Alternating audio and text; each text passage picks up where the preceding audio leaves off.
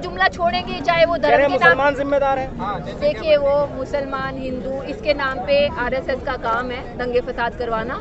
मोदी सरकार का काम है, चाहे उन्होंने जाट आंदोलन में किया हो, चाहे उन्होंने गुजरात में दंगे फसाद किए हो। ये डरी हुई है। नरेंद्र मोदी जो देश का प्रधानमंत्री है, इसकी शक्ल बता रही है कि इसके अंदर किसानों का खौफ कितना बैठ चुका है। हम फिर भी ये कहते हैं, अगर आपके अंदर थोड़ी सी भी बुद्धि बची है तो ये काले कानून वापस ले लो, नहीं तो आने वाली पीढ़ियां भी तुम्हें माफ नहीं करेंगी। कर रहे हैं तो आपके पास तो सबसे बड़ा हथियार है मीडिया। आप लोगों के पास जाएं, उनको एजुकेट करें, उनको बताएं। हमें भी रोक दिया था। तो वही तो रोका है। आपको अपनी मीडिया की आवाज, मीडिया से ऊपर किसी की आवाज नहीं हो सकती। आपको भी अपनी आवाज बुलंद करनी चाहिए। मिशन उत्तर प्रदेश, मिशन उत्तराखंड ये चलाएंगे और गांव-गांव तक पहुंचने का इरादा है।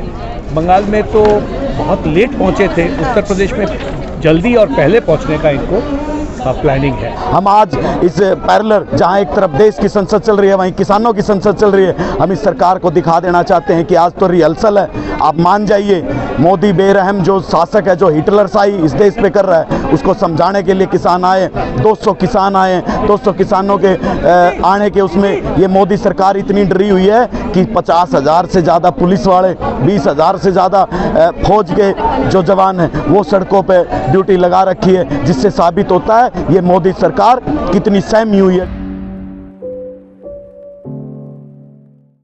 कोई कमजोरी नहीं है, सरकार इसलिए नहीं सुन रही, उनको लगता है यूपी इलेक्शन जीतेंगे, हमें ये अफेक्ट नहीं कर सकते, दैट्स इट। लेकिन यूपी इलेक्शन के लिए तो उन्होंने जनसंख्या का पूरा मुद्दा छेड़ दिया ना। और वो तो जुमला छोड़ेंगे, चाहे वो धर्म के नाम। मुसलमान जिम्मेदार है। देखिए, वो मुसलमान हिंदू इसके नाम पे आरएसएस का काम है दंगे फसाद करवाना। मोदी सरकार का काम है, चाहे उन्होंने जाट आंदोलन में किया हो, चाहे उन्होंने गुजरात में दंगे फसाद किए हो। उनका काम ही यही है।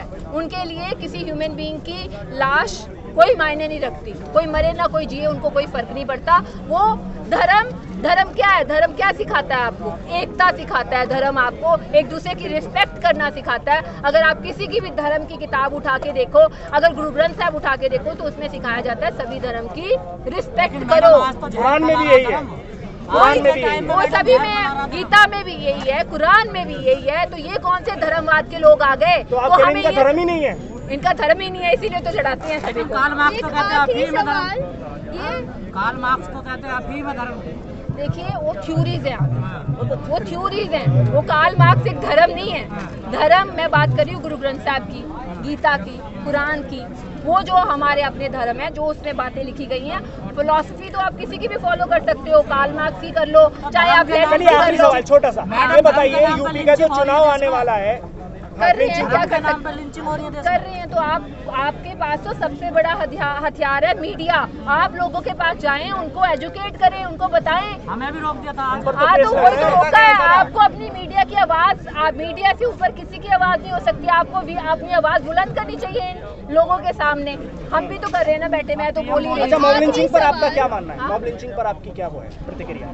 मेरी प्रतिक्रिया सिर्फ यही है, मैं यही बोलना चाहती हूँ कि हमें सभी धर्मों की रिस्पेक्ट करनी चाहिए। फिलहाल ये जो 3 बिल हैं, ये किसी धर्म को रिलेटेड नहीं है, ये हमारे खुद के सभी सेक्टर्स के लिए हैं। हमें इनको विस्तार रूप से पढ़ना चाहिए और इनका समर्थन करना चाहिए। अच्छा, सुनिए, यूपी में जो चुनाव आने वाला है, उसमें आपका ये किसान आंदोलन कोई असर डाल पाएगा, या ये जो संसद आप कर रहे हैं, या ये कुछ असर डाल पाएगी? देखिए, असर डालेगी नहीं डालेगी ये मुझे नहीं पता, पर मुझे इतना पता है कि हम ये 3 कृषि कानून रद्द करवा के जाएंगे। जैसे आपने बोला ये 3 कृषि कानून रद्द करा के जाएंगे, तो हमारी सरकार का कहना है कि किसान अगर एक दिन फसल ना उगाए तो अगले दिन खा नहीं सकता। तो ये जरूर कोई ऑपोजिशन जो पार्टी है वो पीछे से उनका सपोर्ट कर रही है। तो आपका क्या कहना है इस बारे में? सरकार खुद ही ऐसी गेम्स खेलती है, इसीलिए उसको ऑपोजिशन सूझती है।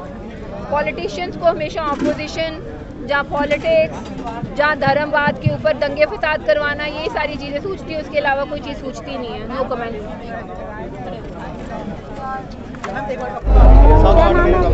मेरा नाम सुधीर जाखड़ और मैं हरियाणा से हूं और भारतीय किसान यूनियन के चढ़ूनी के सदस्य के तौर पे आज यहाँ जो है किसान आंदोलन में जो 200 किसान आज पहले दिन से किसान मोर्चा की तरफ से आए हैं, उनमें से हूँ। आपको क्या लगता है 8 महीने से जब सरकार ने नहीं सुनी तो यहाँ पर सुनी? देखिए, हम सरकार को चेता देना चाहते हैं आज जो ये कार्यक्रम जहां एक तरफ संसद चल रही है, वहीं किसानों का संसद मार्च चल रहा है, इस सरकार को बताने के लिए कि आज तो हम जो है यहाँ बाहर संसद लगा रहे हैं अपनी, अगर आप लोगों ने काले कानून वापस नहीं लिए तो हम जो है 2024 में किसान और मजदूर देश की संसद में जो है जाएगा और काले कानून जो है वापस करवाएंगे। ये सेम प्रक्रिया पिछले 8 महीने से चल रही है। 8 महीने तो दिल्ली में बॉर्डर जाम किए हो गया है। वैसे कल जो है, कल 1 साल पूरा हुआ था। पूरे 1 साल पहले इन कृषि काले कानूनों के खिलाफ हमने एसडीएम को हर एक ब्लॉक स्तर पर ज्ञापन दिए थे। आज पूरा 1 साल हो गया है, दिल्ली को घेरे आंदोलन चलाए 8 महीने हो गए। 550 से ज़्यादा किसान अपनी जिंदगियां गंवा चुके हैं, लेकिन ये निर्मम सरकार, ये गूंगी बहरी अंधी सरकार, ये अत्याचारी, शोषण करने वाली और क्या नाम लोकतंत्र की हत्या करने वाली ये सरकार, इसकी कानों पे जूं नहीं रेंग रही है। हम मोदी सरकार को बताना चाहते हैं, अभी तो हमने आपको पश्चिम बंगाल में हराया था, अभी मिशन उत्तर प्रदेश में किसान और मजदूर मिलके बीजेपी को हराने का काम करेगा और उसके बाद पंजाब में। या तो समय रहते, अगर आपको अपनी राजनीतिक ज़मीन बचाए रखनी है और आप में थोड़ी बहुत भी बुद्धि हो तो समय रहते ये काले कानून वापस ले लो, नहीं तो किसान और मजदूर आपकी ईंट से ईंट बजाने में कोई कसर नहीं छोड़ेगा। हम आज इस पैरेलल, जहां एक तरफ देश की संसद चल रही है, वहीं किसानों की संसद चल रही है, हम इस सरकार को दिखा देना चाहते हैं कि आज तो रिहर्सल है। आप मान जाइए, मोदी बेरहम जो शासक है, जो हिटलरशाही इस देश पे कर रहा है, उसको समझाने के लिए किसान आए। 200 किसान आए, 200 किसानों के आने के उसमें ये मोदी सरकार इतनी डरी हुई है कि 50,000 से ज़्यादा पुलिस वाले, 20,000 से ज़्यादा फौज के जो जवान हैं वो सड़कों पे ड्यूटी लगा रखी है, जिससे साबित होता है ये मोदी सरकार कितनी सहमी हुई है, डरी हुई है। नरेंद्र मोदी जो देश का प्रधानमंत्री है, इसकी शक्ल बता रही है कि इसके अंदर किसानों का खौफ कितना बैठ चुका है। हम फिर भी ये कहते हैं, अगर आपके अंदर थोड़ी सी भी बुद्धि बची है तो ये काले कानून वापस ले लो, नहीं तो आने वाली पीढ़ियां भी तुम्हें माफ़ नहीं करेंगी। अगर आपने यूपी चुनाव की बात करी, अगर चुनाव में वो वापस ले लेते हैं बिल, तो आप क्या उनको जिताने का काम करेंगे? देखिए, पहले बिल तो वापस लें। बिल लेंगे तो हमने ही तो इसको प्रधानमंत्री बनाया, हमने इनकी सरकार बनवाई है। किसान और मजदूर के बिना देश चलता है क्या? लेकिन ये अगर ये नहीं मानेगा तो सरकार गिराएंगे, मानेगा तो हम अपना विरोध जो है वापस ले लेंगे, हम अपने घर चले जाएंगे। फिर हमें राजनीति में कोई हमारा कोई वो नहीं रहेगा, विरोधाभास। बीजेपी को ही वोट देंगे? वो लोगों के विवाह जब अब सरकार बना सकते हैं, अगर वो अब भी काले कानून वापस लें तो सोचा जा सकता है। आपके नेता को तो सस्पेंड किया हुआ है। सांसद में आपका विपक्ष कैसे आपका मुद्दा उठा रहा है? हाँ जी, सांसद में विपक्ष कैसा? देखिए, विपक्ष भी वो जो भूमिका, ये आंदोलन करना, विरोध करना, धरने प्रदर्शन करना, ये विपक्ष का काम होता था। विपक्ष भी जो है कमज़ोर है, कहीं ना कहीं अपनी भूमिका सकारात्मक निभा नहीं पा रहा है। तभी तो हमें, आप ये बताओ, लोकसभा में भी वो इस तरीके से आवाज़ जितनी प्रबलता के साथ, जितनी जोरदार उठानी चाहिए, उठाने में नाकामयाब है। तो आवाज़ उठा रहे हैं, ठीक है, लेकिन ग्राउंड पे, धरातल पे, वहाँ भी विपक्ष को जो है सहयोग करना चाहिए। सहयोग ना के बराबर है। उत्तर प्रदेश में कैसे देखते हैं? उत्तर प्रदेश में ज़रूर किसानों तक पहुंचना पड़ेगा। अभी वो मुहिम शुरू नहीं हुई है। प्रभाव क्या होगा ऐसे त्वरित बताना मुश्किल है। उत्तर प्रदेश के चुनाव में कई फैक्टर्स होते हैं, हर प्रदेश के चुनाव में अलग अलग फैक्टर्स होते हैं। नहीं, उत्तर प्रदेश और पश्चिम बंगाल में ऐसे कौन से फैक्टर्स हैं जो अलग हैं ज़्यादा? देखिए, उत्तर प्रदेश में स्पष्ट तौर से कास्ट मैटर करता है, जाति है, बरादरी है, सब तरह की चीज़ें हैं, और उसको किसान आंदोलन अभी तक ब्रेक कर पाया या नहीं कर पाया, ये तो चुनाव के बाद पता चलेगा। लेकिन ज़रूर संयुक्त किसान मोर्चा ने ये डिसाइड किया कि मिशन उत्तर प्रदेश, मिशन उत्तराखंड ये चलाएंगे और गांव-गांव तक पहुंचने का इरादा है। बंगाल में तो बहुत लेट पहुंचे थे, उत्तर प्रदेश में जल्दी और पहले पहुंचने का इनको प्लानिंग है। अच्छा, ये संसद के बाहर एक पैरेलल यहाँ पे हम देख रहे हैं कि किसानों ने अपनी संसद जो लगा रखी है, इसका कितना प्रभाव पड़ने वाला है सरकार पर? दो नज़रिया है। कुछ लोग कह सकते हैं ये तो ड्रामा है, लेकिन मैं एक ड्रामा की बात सबको याद दिलाना चाहता हूँ। जब लोग डिमांड करते थे कि किसान डिमांड करते थे कि कानून पारित होने के पहले उसको वेबसाइट में देना चाहिए, जनता के सामने लाना चाहिए, और लोग हंसते थे, कहते थे ये ड्रामा है। लेकिन अब देखिए, ये कानून बन गया, ये दस्तूर बन गया। अब लगभग हर कानून को वेबसाइट पे चढ़ाया जाता है और 2 महीने की समय दी जाती है। लेकिन ये जो 3 कृषि कानून है जो इतना बड़ा रिफॉर्म लाएगा, किसानों की ज़िंदगी बदल देगा, उसके बारे में दुख की बात यह है कि ना वो कहीं वेबसाइट में चढ़ी थी और ना किसी की कमेंट मांगी गई। ये आपने जो कहा कि वेबसाइट्स पे चढ़ाया जाता है कानूनों को, बिल्कुल सही बात है। उत्तर प्रदेश की सरकार ने जनसंख्या नियंत्रण कानून को भी वेबसाइट पे चढ़ाया था, लेकिन फ़र्क तो कुछ पड़ता नहीं। जनता क्या चाहती है वो तो कानून लेकर ही आते हैं। मैं आपको बता दूं, फ़र्क पड़ता है। सबसे पहले ये जो ज़मीन अधिग्रहण का नया कानून है 2007 में आई थी, पार्लियामेंट्री कमेटी बनी थी और फिर वो कानून पारित हुआ था 2013। तो कितना कंसल्टेशन हुआ होगा उसके बारे में मैं डिटेल में जानता हूँ। कल्याण सिंह जी का कमेटी हुआ करता था और उसमें मैं आके एक नागरिक के रूप में अपना राय रखता था, अपने सजेशंस देते थे। तो ये जो कानून बनाने का प्रक्रिया है, सिर्फ एमपीज़ बनाएंगे कानून, ऐसा नहीं हो सकता है। देश में बहुत लोग हैं, पहले तो जिनके लिए कानून है उनको समझना चाहिए इसमें क्या सुविधा होगी, क्या सुविधा होगी। और भी तो लोग हैं जो एमपी नहीं है, एमएलए नहीं है, उनसे पूछने में हर्जा क्या है। तो ये जो कानून, कृषि कानून पास हुआ है, ये बिना कोई कंसल्टेशन का, हालांकि लोकसभा राज्यसभा में ये कानून पास भी नहीं हो सकता है। खैर वो बात को एक बार हम छोड़ दें, हम ये ना पूछें कि इतना 7 महीना बीत गया है, अभी तक सुप्रीम कोर्ट ने क्यों इस पर स्पष्ट तरीके से कुछ राय नहीं दिया, सब भूल जाए।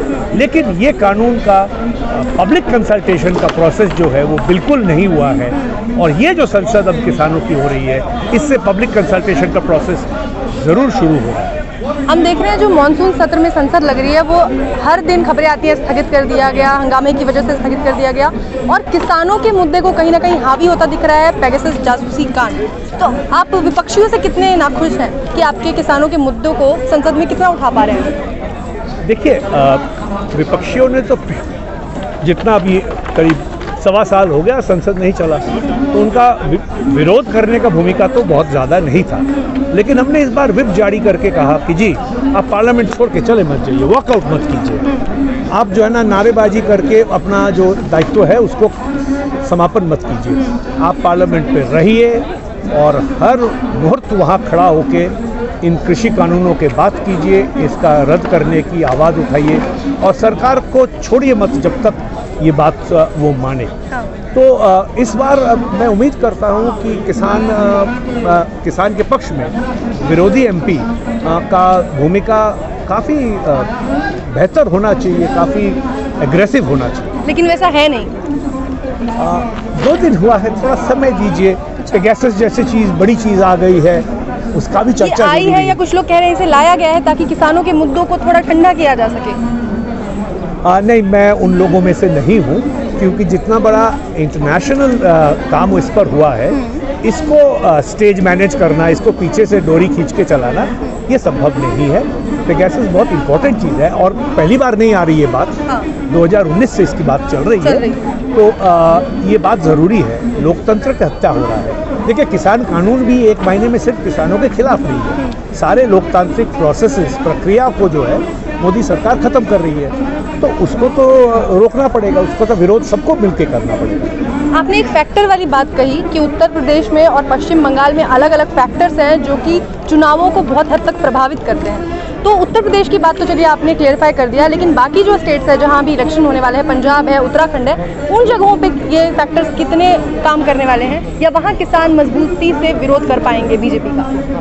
देखिए, जहां पर भी अधिकारों की लड़ाई लंबी हुई है, उन प्रदेशों में एक लोकतांत्रिक मैं क्या कहूँ, हेरिटेज तो नहीं कहूँगा, एक लोकतांत्रिक प्रक्रिया है, लोगों में जागरूकता है। तो बंगाल में उसका हमने असर देखा, पंजाब में मैं उम्मीद करता हूँ उसका असर पड़ेगा। उत्तराखंड के बारे में अभी बताना बहुत मुश्किल है, वहाँ के बहुत सारे किसान संगठन इस वक्त जुड़े हैं इस आंदोलन के साथ, लेकिन चुनाव का प्रभाव क्या होगा अभी तो नहीं बोलूँगा।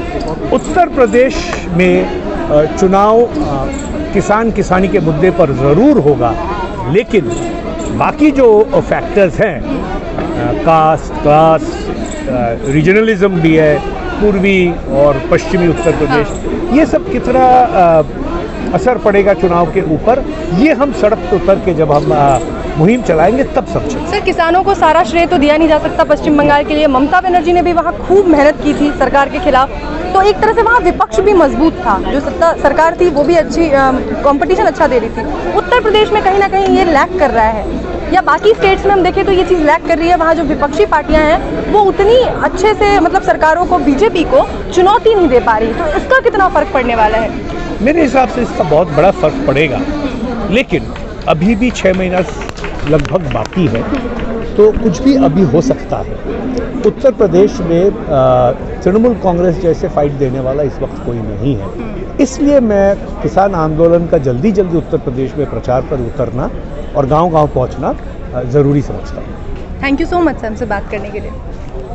खबरों में बने रहने के लिए फोरम 4 को सब्सक्राइब करें और नोटिफिकेशन पाने के लिए बेल आइकन दबाएं।